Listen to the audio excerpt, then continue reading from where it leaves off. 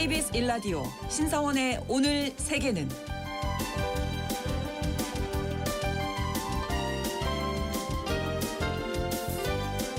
안녕하십니까. 아나운서 신성원입니다. 마수드 페제시키안 이란 대통령이 인접국에 대한 공격을 멈추겠다며 사과한 지 하루 만에 이들 국가의 공습이 재개되면서 진정성 논란이 불거졌습니다. 오락가락한 행보를 보인 건 트럼프 미국 대통령도 마찬가지인데요. 이란의 적대적인 쿠르드족의 참전을 지지한다고 했다가 어제는 전쟁은 이미 충분히 복잡하다면서 쿠르드족의 개입을 원치 않는다고 말을 바꿨습니다. 쿠르드족은 과거 제1차 세계대전 때에도 그리고 미국의 이라크 침공이라든지 IS 격퇴전에 참여했을 때도 공을 세웠지만 매번 사전에 서방이 약속했던 독립이라든지 자치권은 얻지 못했는데요. 따라서 이번에도 이용만 당할 수 있다는 우려가 쿠르드족 내부에서 제기되고 있다고 합니다. 잠시 후 글로벌 이슈 이란 사태의 변수로 등장한 쿠르드족에 대해서 살펴보겠습니다.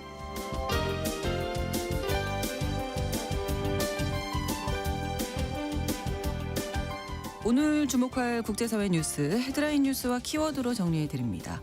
통신원 취재수첩 사우디아라비아 소식 준비하고 있습니다. 이란의 지속적인 공격에 시달리고 있는 사우디가 자국 에너지 부문에 대한 공격이 계속될 경우 이에 상응하는 조치를 취할 수 있다는 입장을 이란 정부에 통보했다고 합니다. 자세한 상황 사우디 현지 연결해서 알아보겠습니다. 3월 9일 월요일 KBS 1라디오 신성원의 오늘 세계는 시작합니다.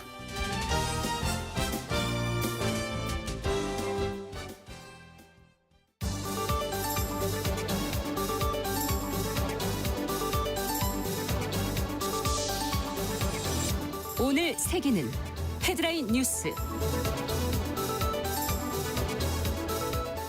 이란 전문가 회의가 하메네이 최고 지도자의 차남인 모스타바를 차기 최고 지도자로 선출했다고 밝혔습니다.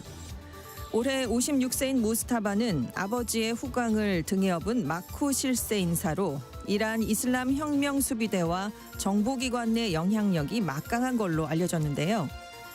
트럼프 대통령은 이란의 최고 지도자는 자신의 승인을 받아야 할 거라면서 승인을 받지 않으면 오래 버티지 못할 거라고 말했습니다.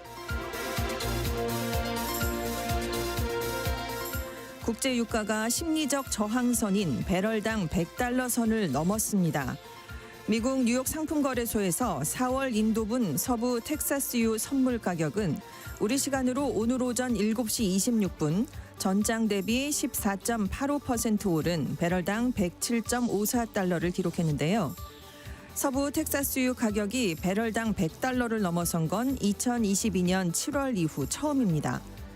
또 국제 유가 기준인 브렌트유도 같은 시각 영국 런던 이체 선물 거래소에서 14.85% 오른 배럴당 $107.54에 거래됐는데요. 골드만삭스는 호르무즈 해협 봉쇄가 계속될 경우 국제 유가가 이달 말엔 배럴당 $150까지 이를 수 있다고 경고했습니다. 인도네시아 외무부가 아랍에미리트 선적 예인선 무사파 2호가 6일 호르무즈 해협에서 가라앉았다고 밝혔습니다. 보안업체 벵가드는 침몰한 예인선이 4일에 미사일 공격을 받은 몰타 선적 컨테이너선 사핀 프레스티지호를 지원하려던 중 미사일 2발을 맞았다고 밝혔는데요.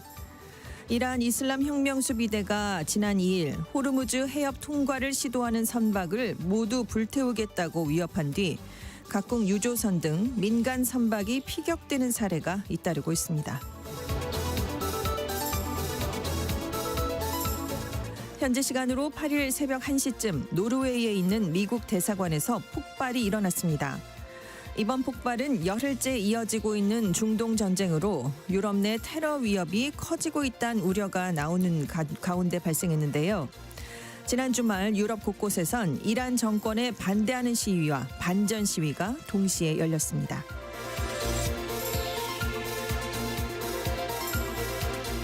일론 머스크의 인공지능 챗봇 그록이 인종차별과 혐오 게시물을 생성해 논란이 일고 있습니다. 그록은 X에서 이슬람교와 힌두교 등을 비하하는 게시물을 올리고 영국 축구 역사상 다수의 사망자가 발생한 사건에 대해서도 특정 구단과 팬을 비난하는 글을 올렸는데요. X가 온라인 안전법을 위반한 걸로 판명되면 영국 정부가 벌금을 부과하거나 법원의 승인을 받아 사이트 차단을 요청할 수 있습니다.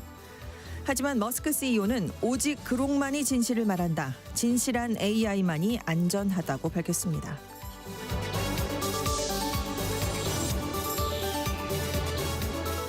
오늘의 헤드라인 뉴스 외신캐스터 전주현 씨가 전해주셨습니다. 이번에는 키워드로 정리한 국제사회 소식 살펴보겠습니다. 첫 번째 키워드인데요. 대를 이어 충성. 네, 이란 전문가 회의가 8일 하메네이 최고 지도자의 차남인 모스타바 하메네이를 새 최고 지도자로 선출했습니다. 네. 그래서 모스타바가 앞으로 종교 지도자이자 군 통수권자로서 이란의 절대 권력을 갖게 됐는데요. 모스타바는 1969년에 태어났습니다. 하메네이의 네 아들 중에 둘째 아들인데요. 오랫동안 이란 권력의 핵심부인 최고 지도자 사무실에서 실질적인 운영을 담당해 왔습니다. 공식적으로 맡은 직책은 없었거든요. 그런데 마쿠에서 군사와 정보 관련 업무를 총괄하면서 이른바 그림자 권력을 행사해 왔었습니다. 네. 그리고 1월에 이란 반정부 시위 유혈 진압에 앞장섰던 혁명수비대 산하 민병대 바시지의 실질적인 수장이다. 이런 얘기도 나오고 있습니다. 이 모스타바가 최고 지도자가 될 수 있었던 건 혁명수비대가 이 최고 지도자 회의를 강하게 압박했기 때문이다. 이런 얘기가 들려오는데요. 네. 이렇게 모스타바가 갖고 있는 가장 강력한 자산 혁명수비대와의 유착관계입니다. 왜냐하면 혁명수비대가 이란 군사력의 핵심이기도 하고 정치 경제 영역 전반을 장악하고 있는 초법적인 조직이기 때문인데요. 이 모스타바가 그동안 혁명수비대 안에 있는 정보국하고도 긴밀하게 네트워크를 구축해 왔는데 그래서 내 아들 중에 형제들을 제치고 모스타바가 후계자로 낙점됐다. 이렇게 분석이 나오고 있습니다. 네. 전문가들은 모스타바가 아버지보다 더 군부 친화적이다. 그래서 앞으로 이란 정치는 종교적인 수사보다는 군사적 실리주의에 의해 움직일 가능성이 크다. 이렇게 보고 있는데요. 네. 이슬람 혁명 수비대가 곧바로 모스타바에게 충성 맹세를 했습니다. 하지만 이번 승계에 가장 큰 쟁점이 있는데요. 바로 정당성입니다. 그렇죠. 네, 네. 1979년에 있었던 이란 이슬람 혁명은 팔레비 왕정의 세습 체제를 무너뜨리면서 시작됐기 때문인데요. 초대 최고 지도자였던 호메이니도 이슬람 체제에 세습은 없다는 원칙을 고수했던 인물입니다. 그래서 지금 하메네이의 아들이 다시 최고 지도자 자리에 올랐기 때문에 이게 혁명 이데올로기 자체를 부정하는 행위고 신권 정치의 왕정화가 아니냐라는 비판이 이란 안에서도 나오고 있는 걸로 알려졌습니다. 네. 이스라엘 N12 방송은 하메네이가 생전에 아들을 후계자로 임명하지 말라라는 유언을 내렸는데 이 점 때문에 후계자 선출 공식 발표가 늦어진 것이다. 이렇게 보도를 하기도 했거든요. 그래서 전문가 회의도 이런 비판을 의식한 것 같습니다. 선출 과정에서 이 모스타바의 신학적 지위가 워낙 중간급인 호자 톨레스람급이었는데 네. 이걸 최고위급인 아야톨라로 격상을 시켰습니다. 그러니까 종교적으로 정당성을 부여를 해준 셈인데요. 이란의 최고 지도자는 헌법상 국가 최고 권력자입니다. 대통령이 있긴 한데 행정부 수반이고 실질적인 최종 결정권은 다 최고 지도자가 갖고 있는데요. 네. 군 통수권, 주요 인사 임명권, 대외 정책 결정권도 최고 지도자에 속해 있습니다. 그래서 지금 앞으로 이란의 대외 정책이 모스타바가 이제 최고 지도자가 되면서 더 공세적인 입장이 되지 않을까 이런 얘기가 나오는데요. 그러니까 저항의 쪽 시리아, 레바논, 예멘 같은 국가에 대한 지원이 강화가 돼서 중동 정세의 불안정성이 더 심화될 수 있다 이런 얘기도 있고 네. 아까 말씀드린 것처럼 정당성에 약간 이게 문제가 그렇죠. 되고 있기 때문에 대중적 지지 기반이 좀 취약합니다. 좀 뭐 공식 직책을 맡은 적도 없었고요. 그래서 그 모스타바가 내부의 불만을 억누르기 위해서 더 강력한 공포 정치를 선택할 수도 있다. 이런 예상이 나오는데 네. 아무튼 트럼프 미국 대통령 미국의 승인을 받아야 된다. 이란 차기 최고 지도자는 그렇지 않으면 오래가지 못할 거다라고 또다시 공개 경고했습니다. 네. 자, 다음 키워드가 사막에 울리는 빨간 사이렌. 지금 미국하고 이란, 이스라엘만 서로 뭐 군사 기지를 공격하는 게 아니고요. 그렇죠. 이란과 바레인에서 식수 공급의 핵심 시설인 해수 담수화 시설들이 잇따라 공격을 받았습니다.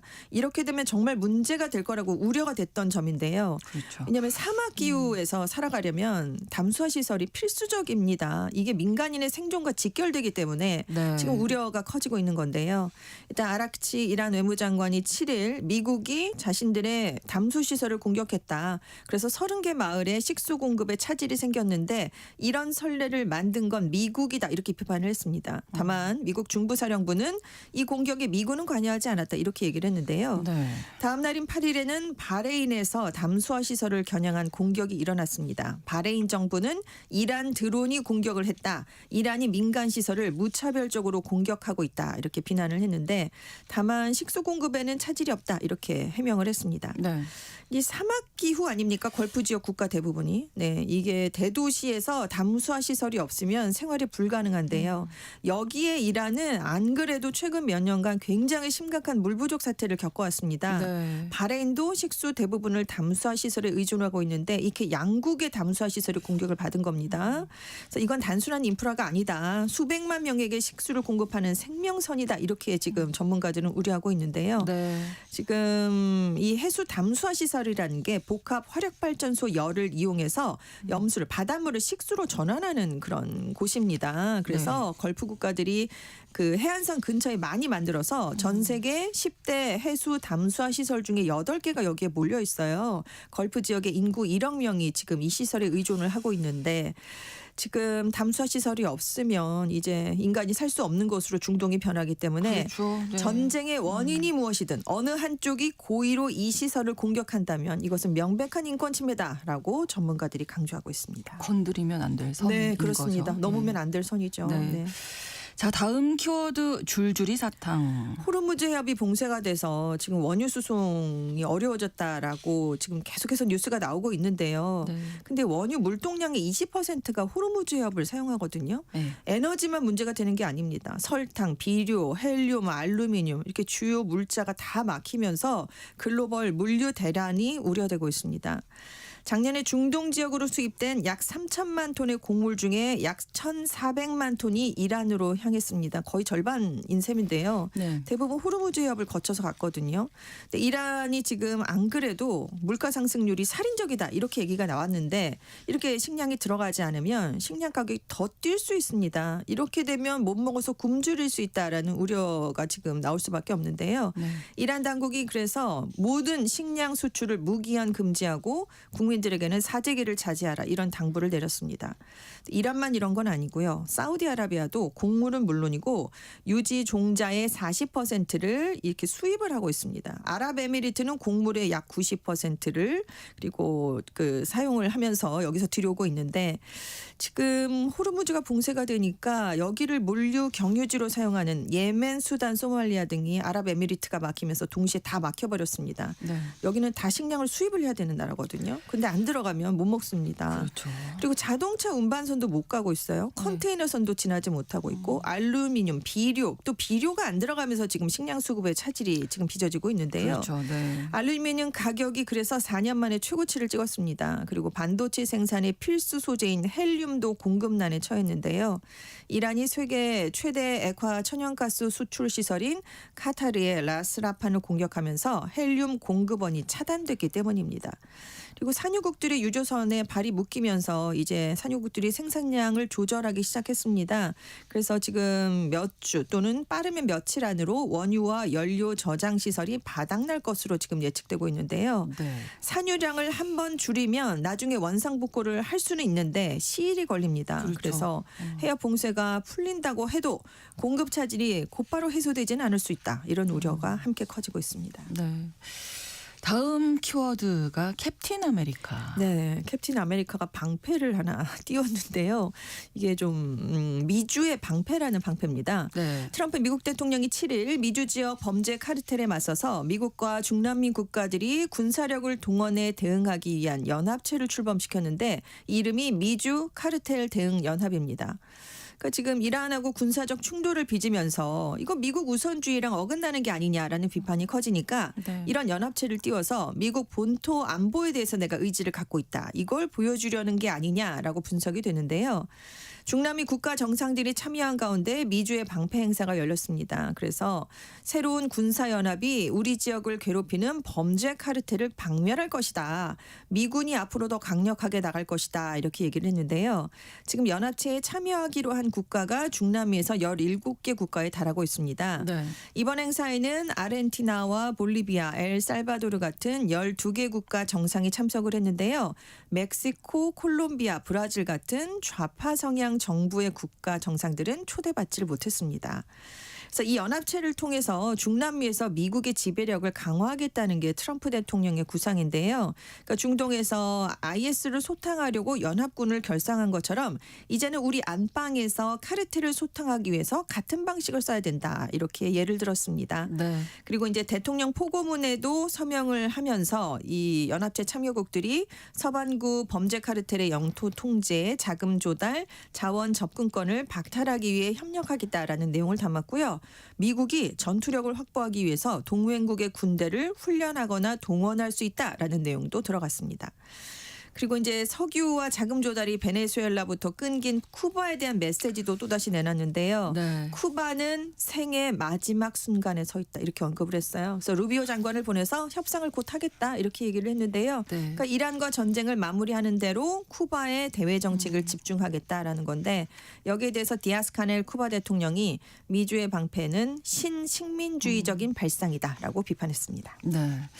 자, 다음 키워드입니다. 쇼미 더 머니가 아니라 네. 쇼미 더 폴리틱스. 네, 새로운 정치를 보여달라라는 뜻으로 붙여봤는데요. 왜냐하면 작년에 전 세계에서 Z세대가 주도하는 반정부 시위가 이어졌거든요. 그렇죠. 네. 근데 사실 시작은 네팔이었습니다. 이 네팔에서 5일에 총선이 실시가 됐는데요. 네. 래퍼 출신인 30대 정치인을 앞세운 개혁 성향의 국민 독립당이 압승을 거뒀습니다. 그럼 네. 쇼미 더 폴리틱스 할 그렇습니다. 만하네요. 네.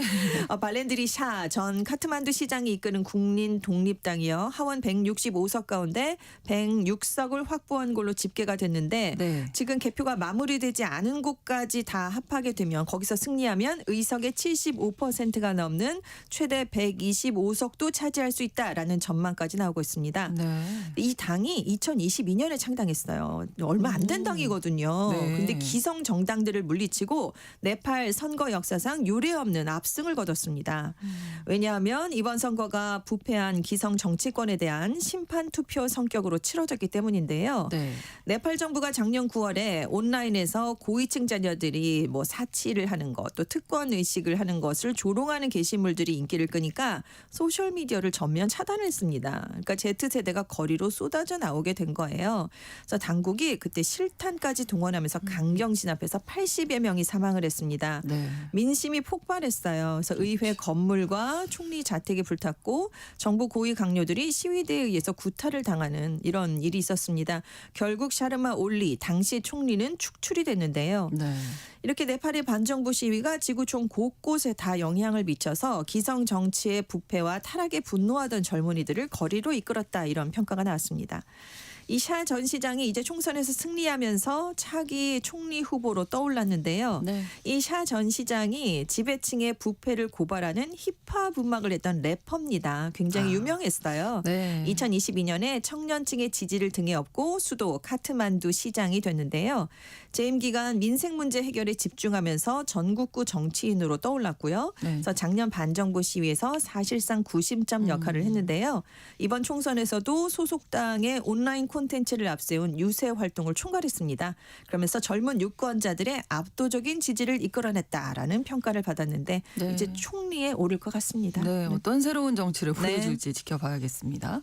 다음 키워드 총알 대신 거북이. 당일 배송의 선구자 역할을 했던 곳이 사실 아마존인데요. 지금 배송을 늦추는 고객들에게 7% 할인을 제공하는 전략을 내놨습니다.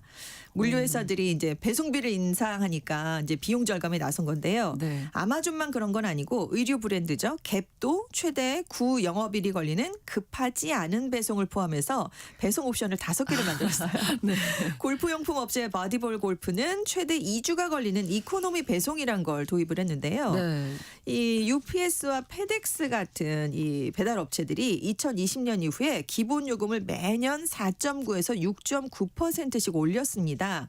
이것에 더해서 유류 할증료, 주소 정정 수수료, 주거지 배송 추가 요금 같은 부대 비용도 같이 올렸고요. 네. 택배 크기 규정도 강화했습니다. 치수를 반올림해서 요금을 산정하는 방식을 도입을 했는데 그래서 지금 이 업체들의 최저가 서비스가 소포 한 건당 12달러 약 18,000원 정도부터 마련돼 있습니다.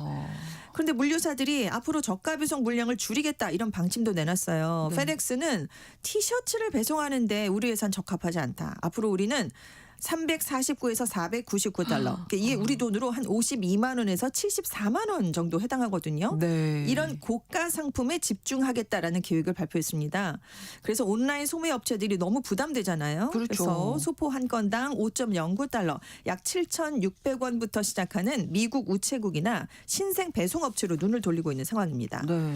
그리고 미국 소비자들의 생각도 이제 달라졌대요. 그 2년 전만 하더라도 온라인 구매를 할 때 가장 중점으로 생각하는 건 무엇인가요? 라고 물어봤더니 네. 배송 속도가 1위, 배송 비용이 2위였대요. 네. 최근에 해봤더니 배송 비용이 1위로 올라서고 배송 속도는 5위로 떨어졌답니다. 그렇군요. 네, 그래서 이런 변화가 그럼 왜 나타났을까? 전문가들이 분석을 해봤더니 중국 이커머스 업체인 쉬인과 테무테문이다 이렇게 그렇죠. 나왔는데요. 예. 이 회사들은 저렴하게 파는 대신에 주문부터 배송까지 몇 주가 걸립니다. 그런데도 고객들이 가격이 싸니까 즐겨 찾게 됐거든요. 그래서 몇 년 전만 해도 이커머스에서는 아마존의 무료 이틀 배송을 어떻게 따라가느냐가 목표였는데 지금은 가장 저렴한 것이 우선이 됐다 이렇게 설명을 했습니다. 근데 배송 기간이 이렇게 길어지니까 반품률이 떨어졌대요. 한 오. 모피코트 판매 업체가 반품률이 20-30%나 줄었는데 네. 이렇게 배송 속도를 늦췄더니 구매 의지가 높은 충성 고객이 유입이 됐다는 거죠. 그래서 빠른 배송에만 익숙해져서 쉽게 반품하는 고객보다 가치가 더 높아졌다라는 분석을 내놨습니다. 업체에서는 이제 느린 배송 네. 많이 좀 퍼질 것 같긴 거북이 하네요. 배송. 네, 거북이 배송. 예, 드라이 뉴스와 키워드 외신캐스터 전주현 씨와 함께했습니다. 고맙습니다. 네, 감사합니다. KBS 1라디오 신성원의 오늘 세계는 1부 마무리하겠습니다. 11시 30분부터 일부 지역에서는 해당 지역 방송 보내드리겠습니다. FR 데이빗의 Words 함께 듣겠습니다.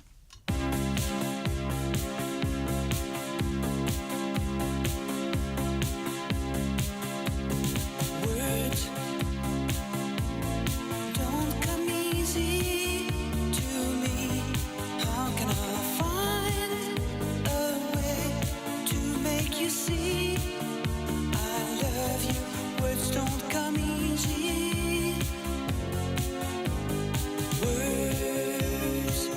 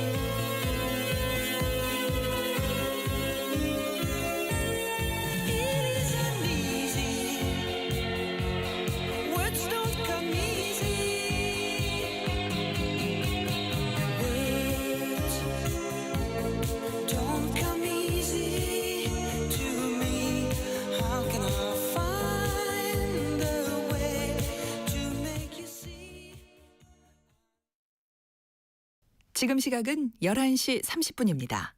KBS Ladies and gentlemen. 국제사회의 다양한 뉴스를 한눈에 KBS 1라디오 신성원의 오늘 세계는 세계를 바로 보는 최소한의 투자입니다.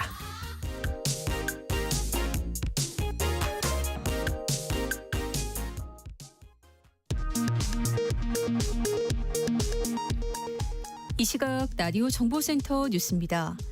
중동 사태가 11제로 접어든 가운데 미국과 이스라엘이 이란의 에너지 시설을 집중 공격했습니다.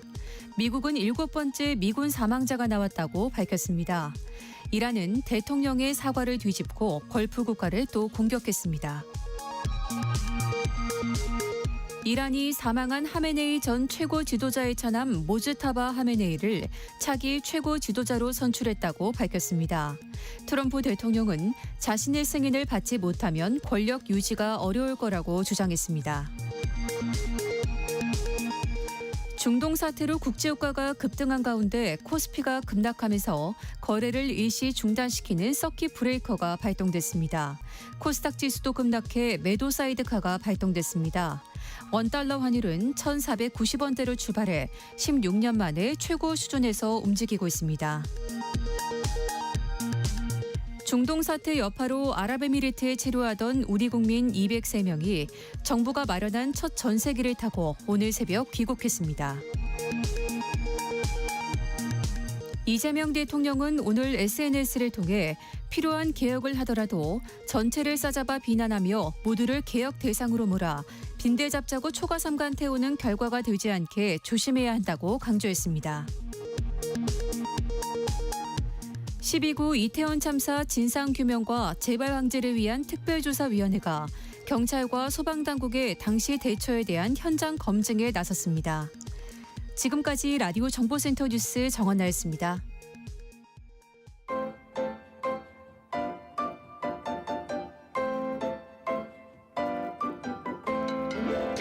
통신원 취재 수첩.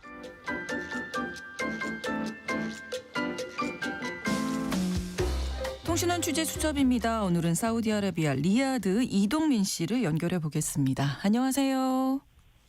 네, 안녕하세요. 네, 미국 이스라엘의 이란 공격 이후 이란이 이웃 국가들에 대한 공격을 지금 계속하고 있는 상황인데 사우디아라비아에서도 피해가 계속되고 있죠. 네, 안타깝지만 그렇습니다. 네. 사우디 시간으로 8일인 어제 사우디의 주요 오일필드인 MT 쿼터 지역을 향하는 이란의 드론 2대가 격추되기도 했었고요. 네. 방공군사시설 관련들의 파편들이 떨어지면서 사우디에서 일하는 방글라데시 노동자 2분이 희생되기도 하였습니다. 네. 또 지난주 3월 3일 새벽에는 이란의 드론으로 의심되는 물체가 리야드 남쪽의 디플로마틱 쿼터라는 지역에 있는 미국 대사관을 공격하면서 폭발음이 휘솔기도 했고요. 네. 그 건물의 대사관 내에 있는 CIA 스테이션이라는 얘기도 있었습니다. 워낙 이런 시간에 일어난 일이어서 인명피해는 없었고요. 네. 피해를 입은 건물도 약소한 정도였다고는 하지만 이란에서 리야드까지 거리가 가장 가까운 곳은 700km, 또 테헤란까지는 1300km가 넘는데요. 네. 이 거리를 넘어서 공격을 감행했다는 점이 많은 사람들을 놀라게 했고, 또 리야드 시내에 위치한 곳까지 타겟을 삼아 공격이 감행되었다는 점이 리야드 시민을 놀라게 하기도 하였습니다. 네. 또한 미국 대사관에서 가장 가까운 곳에 한국 대사관 관저가 있는데요. 네. 한국 분들에게는 아무 피해가 없었지만 한국 교민들 사이에는 공격과 상관이 없는 큰 소음에도 시민들의 반응이 예전과 달라지면서 걱정을 야기하는 것은 사실인 것 같습니다. 한편 사우디 내 한국 국민에 대한 철수 공고가 외교부에서 나오면서 몇몇 회사 주재원분들이 어제부터 리야드를 정리하고 가족과 함께 귀국하면서 네. 교민들의 불안감이 좀 증폭되고 있는 건 사실인 것 같습니다. 그렇군요. 이 사우디아라비아 사람들의 일상은 지금 어떻습니까? 사우디아라비아 사람들이 잘 쓰는 인샤알라라는 말이 있습니다. 네네. 신의 뜻대로란 말인데요. 그 리야드 시민들은 뭐 하루하루 알라의 뜻을 맡기고 크게 달라진 점 없이 잘 살아가고 있습니다. 하지만 여기 사우디 이제 직장 동료들과 얘기하면서 느낀 점은 네. 이란과 사우디의 오랜 분쟁의 역사에 비춰본다면 이번 일을 뭐 그렇게 크게 생각하고 있지는 않지 않나라고 생각이 되고 있습니다. 네. 하지만 그 리야드 공항 주요 도시들을 향하는 비행기들이 줄줄이 취소되면서 생각하는 것보다 많은 혼란을 야기하고 있는 건 사실인 것 같습니다. 네. 예를 들자면 중국항공, 홍콩항공 들은 14일까지 모두 비행기가 취소되면서 여행을 계획했던 분들은 다른 계획을 세워야 했고요. 또 아랍에미레이트와 카타르 그리고 바레인을 향하는 비행기들은 전면 취소되면서 제가 아는 몇몇 분들은 두바이에서 사우디에 돌아오는 여정을 비행기 대신 16시간 동안 버스를 타고 돌아오기도 하였습니다. 그렇군요. 사실 이란과 사우디아라비아가 각각 이슬람 시아파, 순위파를 대표하는 국가잖아요. 역사적으로도 맞습니다. 대립적인 예. 관계였는데 종교적인 면에 어떤 영향이 좀 아무래도 크지 않겠습니까? 어떻습니까? 네, 그 사우디와 이란의 갈등의 역사는 종교를 기반으로 하고 있지만 실제적인 경제적, 정치적 대립을 주변국을 이용해서 대리전으로 풀어내고 있었습니다. 네. 하지만 이번에는 직접적으로 물리적 충돌을 하면서 양국이 이제 씨름판에 전면 등장할 수 있는 상황이 되었다고 생각되고요. 네. 특히 지금 이란의 일련의 공격들이 사우디의 기름 생산 시설을 향하고 있는데요. 지난 7일 사우디아라비아가 자국 에너지 부분에 대한 이란의 공격이 계속될 경우 상응하는 조치를 취할 수 있다는 입장을 이란 정부에 통보했다는 보도가 나오기도 했습니다. 네. 이렇게 사우디도 자시하고 있지만은 않겠다는 말이 나오면서 종교적 대립이 실제 무력의 대립으로 이루어질 수 있는 상황에 놓이게 되면서 네. 이 상황들이 더욱 악화될 수 있겠다는 생각이 들기도 하고 있습니다. 네. 또 보도에 이런 보도 있었어요. 이란 외무부 대변인이 사우디아라비아 방송에 나와서 공격에 대한 해명을 했다. 이런 이란의 입장에 대해서는 어떤 반응이 나오고 있습니까? 네, 지난주 현지 시간 5일 목요일이었습니다. 이란의 외무부 대변인 이스마일 바가에 씨가 사우디 국영언론에 나와서 저희는 사우디를 공격할 의도가 없다. 미국이지만 표적으로 삼고 있다라고 주장을 했습니다. 사우디 TV에 나왔다는 것은 이란이 상황을 그만큼 크게 만들고 싶지 않다라는 식인 것 같고요. 네. 또 같은 날 주 사우디 이란 대사가 AFP와 인터뷰에서 사우디 정부에게 사우디 영공을 미국과 이스라엘에 열지 않도록 한 것에 대한 감사의 말을 전하기도 했습니다만 네. 발표 몇 시간 뒤죠. 사우디의 기름 생산 시설이 이에 대한 공격이 가해지면서 사우디 사람들의 인내심이 점점 한계에 다다르고 있다는 생각이 듭니다. 이란 측에서는 걸프 국가는 국가 표적이 아니라지만 아니땐 굴뚝에 연계가 나겠느냐라는 게 사우디에 있는 사람의 생각인 것 같습니다. 그렇군요. 자, 이란 공격에 분노한 인접국이죠. 아랍에미리트 같은 경우에 이란의 담수화 시설을 또 공격했다 이런 보도도 나오고 있는데 사우디아라비아도 어떻습니까? 실제 공격에 나설까요? 네. 사우디 정부가 최근 이란 공격에 대한 공조를 하면서 자시하지 않겠다며 이란에 대한 경고 수위를 높여가고 있는 상황이긴 합니다만 네. 심각성을 느낀 이란 정부가 사과의 메시지를 우회적으로 전하면서 상황을 좀 진정시키려고 하는 노력을 보여주었고요. 네. 그에 맞춰 사우디 여기 로컬 뉴스에는 아마 이란의 드론이 아닐 수도 있지 않나라는 코멘트가 나오기도 했습니다. 네. 하지만 앞에서 말씀드린 것과 같이 어제 또 이란이 사우디의 주요 시설들을 타깃으로 공격하면서 더 이상 사우디 정부가 가만히 보고만 있을 수 없는 상황이 되어가고 있는 것만은 사실인 것 같습니다. 상황을 정확히 알 수 없지만 이것 하나는 명확한 것 같습니다. 이유 없이 계속 막고만 있을 사람은 없다라는 생각입니다. 네, 네. 예. 그리고 지금 이슬람 국가는 라마단을 보내고 있습니다. 네. 금식을 하면서 신앙을 가지고 담력을 벌이며 가난한 이웃을 돌아보는 그런 시간인데요. 이런 기간임에도 불구하고 사우디의 총구가 이란을 향할 수도 있다는 뉴스들이 나오면서 리야드는 전쟁의 폭풍전야를 보내고 있지 않나라는 생각을 하고 있습니다. 네, 사우디아라비아의 상황 계속해서 좀 전해주시기 바랍니다. 오늘 고맙습니다. 네, 수고하세요. 네, 리야드에서 이동민 씨가 전해드렸습니다.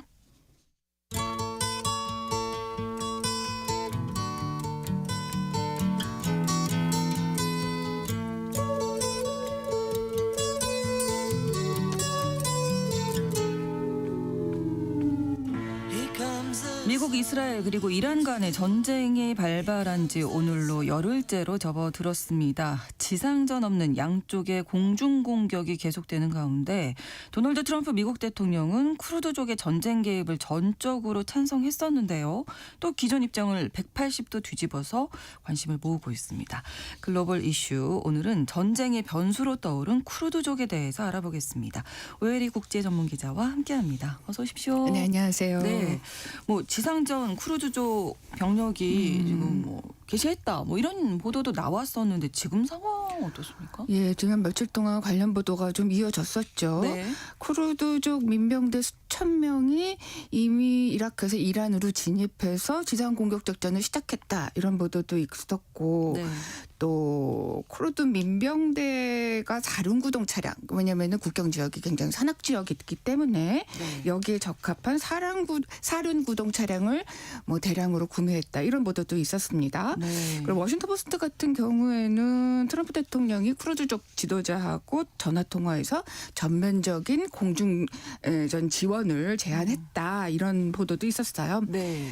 현재까지 나온 기사들을 좀 종합해서 보면은 준비 정황만 있고 본격적인 국사 작전은 아직 시행되지 않은 걸로 봐야 되는 게 맞는 듯합니다. 네. 왜냐하면은 이라크에 이제 망명해 있는 그 이란 쿠르드족 지도자급의 네. 인사가 지난 7일 알자지라하고 인터뷰를 했는데 네. 미국이 자기네 쪽에 먼저 접촉을 해왔다라는 거는 확인을 해줬고, 네. 그러면서 현재로는 작전이 진행 중인 거는 없다, 이렇게 얘기를 했습니다. 네. 다만 오랫동안 이란에서 이런 작전을 하는 상황을 대비해서 준비를 했고 계획을 세워왔으며 또 상황이 좀 유리하게 전개되고 있기 때문에 아직 최종 결정은 내리지 않았지만 조만간 지상 작전을 진행할 가능성이 매우 높다, 이렇게 얘기를 했습니다. 네. 그러면 이 인터뷰에 따르면 미국이 먼저 연락을 했다는 거잖아요. 네, 그렇게 봐야 될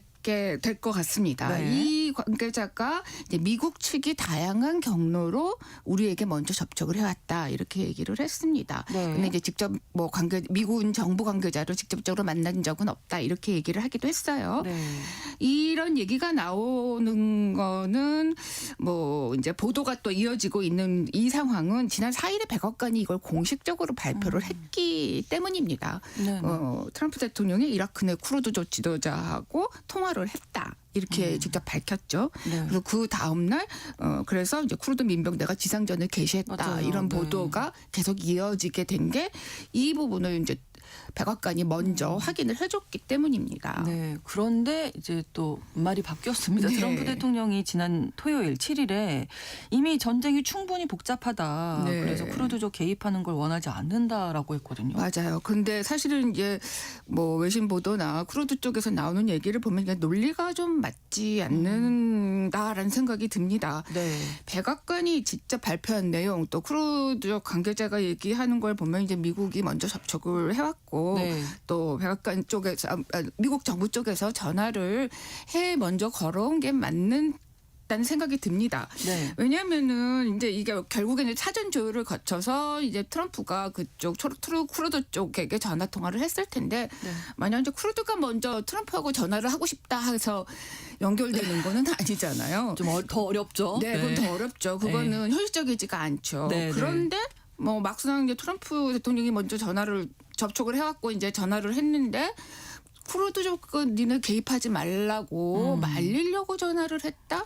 이런 그것도 거는 좀, 정황상 좀 말이 되지 않는다, 앞뒤가 맞지 않는다라는 생각이 좀 드는 게 사실입니다. 네, 트럼프 대통령이 또 뭐 지상작전 보도 나올 때 뭐 찬성한다 얘기를 네, 했었거든요. 맞습니다. 전적으로 찬성한다고 얘기했죠. 네, 근데 또 이렇게 달라지니까 그 이유는 뭘까요? 아무래도 이제 가장 큰 가능성은 쿠르드를 앞세워서 이란에서 내전을 일으키려고 한다라고 하는 대단 국내 비판, 또 현실적으로 상당히 어렵다라는 점을 이제 파악하고 좀 부담감을 느껴서 이런 발언을 했을 가능성이 있습니다. 네. 예, 이제 이 쿠르드족이 만약에 참전하게 되면은 민족 갈등이 당연히 벌어질 거고 내전을 일으키게 될 거다라고 하는 한 지역이 많고, 또 이게 쿠르드족이 주변 이란을 포함해서 4개국에 흩어져서 살고 있잖아요. 네. 그렇기 때문에 그럴 경우에는 이게 주변국으로 비화되는 건 뭐 당연하기 때문에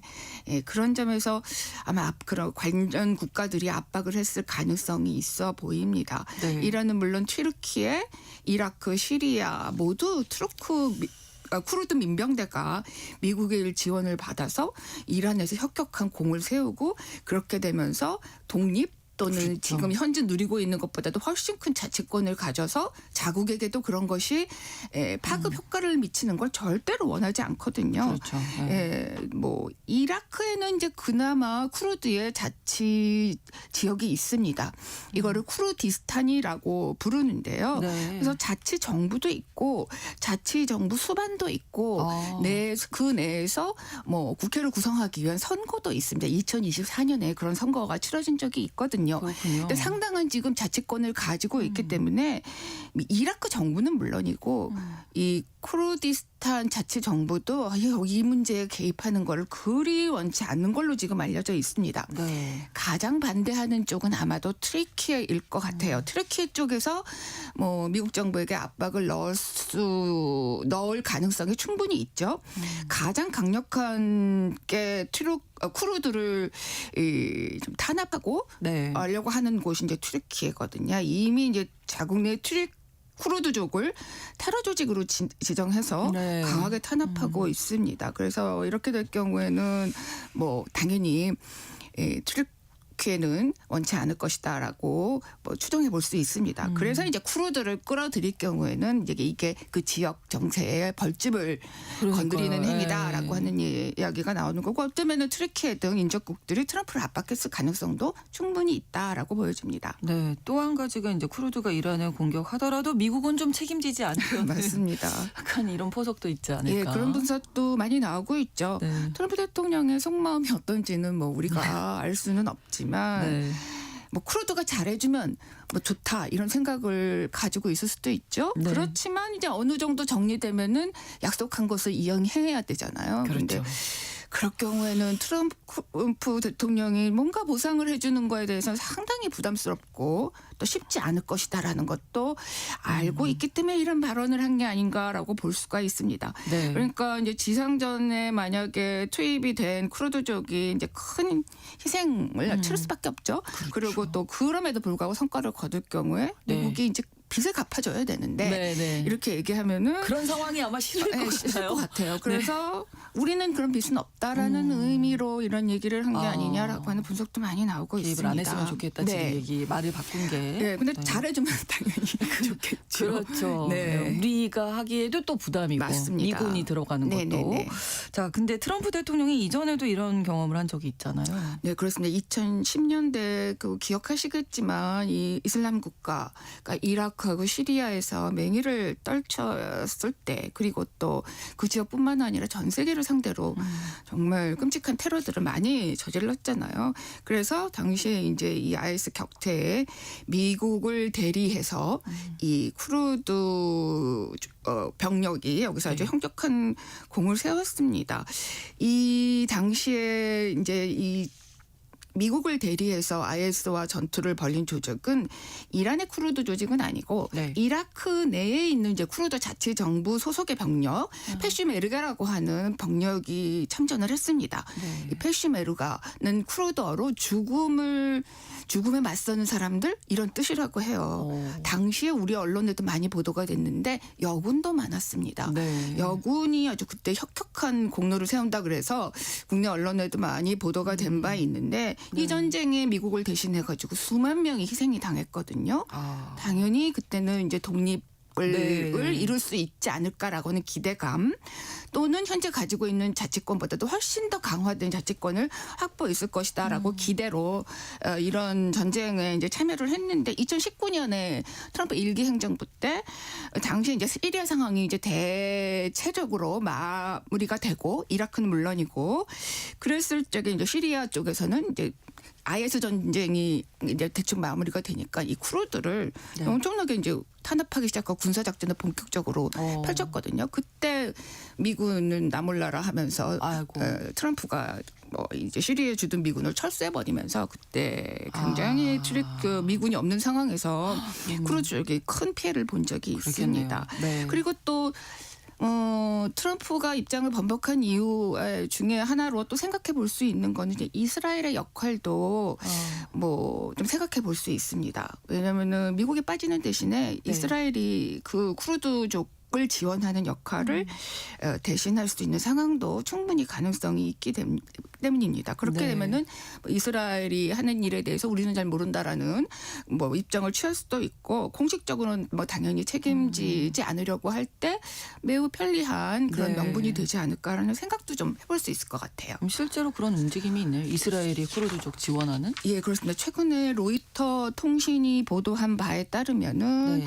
이스라엘이 지난해 초부터 이라크 북부 이제 쿠르드 자치구를 기반으로 해서 현지에서 망명 생활을 이어오고 있는 이란의 쿠르드 반군과 여러 가지 공조를 해왔다 이렇게 보도를 했습니다. 네. 이 뭐 또 그 이라크 내 쿠르드 자치정부 고위 관계자가 뭐 며칠 전에 악시오스라고 미국 언론하고 보도를 했는데 네. 이스라엘이 쿠르드의 이란 전쟁 참여를 강하게 압박하고 있다 이렇게 얘기를 한 걸 보면은 이스라엘이 모종의 역할을 하고 있는 것으로 보여집니다. 네. 지난 2월 말에 그 이란 내에 이제 쿠르드 조직들 이 이제 이라크로 망명해서 있는 이 조직원들이 이제 여러 조직이 6개 정도가 연합해서 이 이제 연합군처럼 병력 같은 세력을 이제 조직을 했다고 해요. 네. 인원이 많지는 않습니다. 약 5천 명에서 8천 명 정도 규모입니다. 네. 근데 이란은 엄청나게 큰 나라잖아요. 네, 네. 뭐 정말 대국인데 네. 이 정도로는 5,000명, 8,000명으로는 전쟁 내전 상황까지 가기는 불가능하죠. 네. 그리고 또 사실 무장 상태도 그렇게 뭐 이제 이렇게 뭐 중화기 무기를 많이 갖고 있는 것도 아니고 그래서 네. 공중 지원이 필수적으로 필요하거든요. 무기 공급도 당연히 필요하고 그래서 미국하고 이스라엘 적극적인 지원이 반드시 있어야 하는 상황입니다. 네. 뭐 이스라엘이나 미국 쪽에서 만약에 쿠르드의 민병대에 어떤 개입을 원한다면은 내전 상황까지는 아니지만 어쨌든 국경 지역에서 네. 이란 내에서의 어떤 이슬람 혁명 수비대의 역할을 좀 분산시키고 이란 내에서 불안을 좀 더 확산시키는 역할을 하는 그런 것들을 기대해 볼 수는 있겠다라고 생각이 듭니다. 그래서 네. 국경 지역에서 뭐 3개 도시 정도를 점거하는 거를 목표로 1차 목표로 세우고 있다 이런 보도도 있습니다. 뭐 이와 관련해서 이제 현재까지는 이 민병대 쪽 조직에서 이란 내에서 활동은 시작하지는 않은 것으로 보이지만 이란은 당연히 이 상황을 주시하고 있기 때문에 그렇죠. 이미 이란 자국 내에 있는 쿠르드의 병력 조직이 있는 것으로 보이는 몇 곳을 폭격하기 시작했죠. 네. 근데 지금 뭐 쿠르드 내부에서 이란 전쟁에 개입하는 걸 우려하는 부분이 있다 이런 얘기가 나오고 네, 있어요. 맞습니다. 네. 여러 이제 외신들을 보니까 그런 내용들을 보도한 기사들도 꽤 많습니다. 이 쿠르드족 내에서도 이 문제에 대해서는 좀 정리가 아직 안 되어 있는 것 같아요. 이 쿠르드족이 인구는 많고 네. 또 여러 나라에 흩어져 있다 보니까 분파가 많습니다. 그래서 어떤 이 민족적인 열망은 독립을 하고 또 자치권은 매우 강화하는 거를 열망하고 있지만 네. 이 군사적인 행동에 다 같이 참여할 것인가라고 하는 것에서는 다 조금씩 생각이 다른 듯합니다. 이라크 쿠르드 자치 정부 내에 이제 수반이 네르치반 바르잔이라고 하는 사람이거든요. 네. 이 사람이 최근에 이제 이라크 총리하고 전화 통화를 했다고 합니다. 그러면서 이라크 영토 자기네 쿠르디스탄을 포함해서 그 이라크 영토가 이웃 국가 그러니까 이란이겠죠. 이란에 대한 공격의 발판으로 이용되면은 안 된다. 이렇게 이런 점에서 뜻을 모았다. 이렇게 얘기를 했습니다. 네. 이거는 이제 이란 문제에 선뜻 개입하지 않겠다라고 하는 입장을 보이는 거죠. 네. 쿠르디스탄의 망명해 있는 이란의 이제 그 쿠르드 어떤 군사 조직들이 이 군사 작전을 펼치려면은 아무래도 이제 이 자치정부의 지원이 있어야 합니다. 그렇죠. 여기서부터 출발을 해야 되기 때문에 네. 그런데 이 현재 분위기에서는 쉽지 않겠다 이런 생각을 좀 듭니다. 앞서서도 말씀드렸지만 자치정부는 굉장히 어렵게 이룬 네. 이라크 내에서의 네. 어떤 지금 현재 자치권을 자칫하면은 더 이룰 수 있다라는 점을 당연히 염두에 두고 있는 걸로 보여집니다. 네.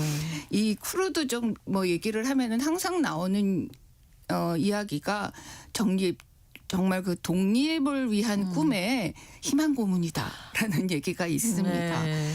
쿠르드족은 오래전부터 국가 없이 이제 이 지역들을 이제 떠돌면서 살고 있는데 그래서 여러 차례 서구 강국들에게 이용당한 적이 있습니다.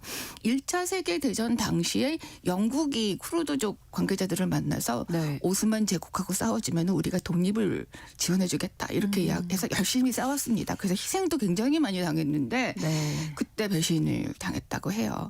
2차 세계 대전 때는 또 역시 비슷하게 이제 뭐 역할을 했는데 당시에 처칠은 이 쿠르드족에 대해서 굉장히 부정적인 생각을 갖고 있었고 네. 또 전쟁이 마무리된 이후에도 뭐 일단 쿠르드를 지원하려는 생각이 전혀 없었다 이런 보도도 있습니다. 네. 2003년에 그 미국이 이라크를 침공했잖아요. 네, 네. 그때도 미군은 이라크 내 쿠르드족의 도움을 많이 받았습니다. 그 덕분에 이제 사담 후세인 정권을 무너뜨렸지만 그렇군요.